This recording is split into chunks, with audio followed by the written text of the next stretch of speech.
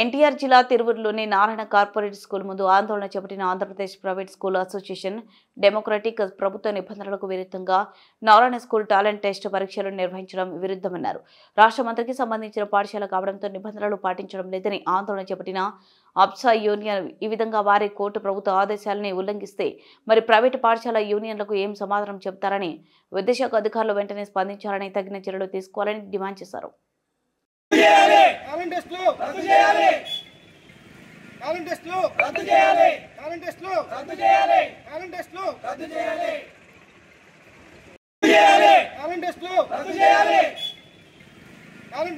రద్దు చేయాలి.